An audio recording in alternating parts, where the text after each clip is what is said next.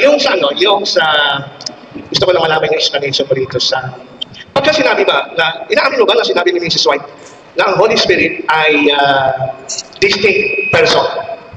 Ako dali, sasagot na po ba ako? Sige. May binigay po kasi sa akin, wala kasi dito yung tao na yun eh. Hindi siya distinct person, personality po.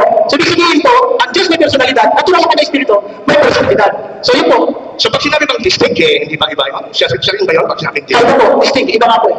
Diba? So, nung sinabi ni Ellen White na ang Holy Spirit ay distinct sa Father and Son, ibig sabihin, iba siya. Hindi siya yung Ama, hindi rin siya yung Anak. Sabi po na Ellen G. White, paano sabi ng Bible?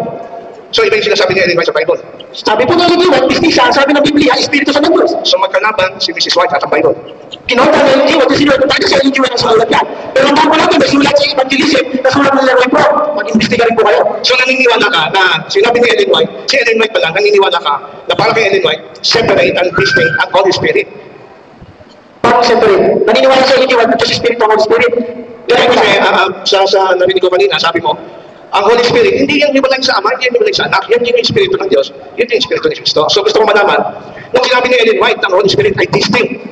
Ibig ba sabihin, naniniwala si Ellen White na separate talaga ang Holy Spirit as a person. Ah, okay. Ganito po, brother. Nakalugayin mo po, brother, dito kasi. Sige lang. Hindi ko po master ang sulat na Ellen G. White.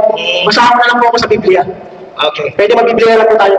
Okay, so ibig ko sabihin, Opo, dito po tayo master kasi okay, hindi ko sa master, meron naman akong copy rito.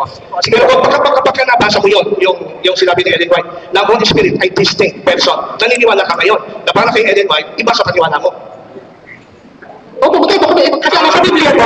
O, yun po, basta kasi mali po yung tanong. Ulitin ko, mali po yung pasal ng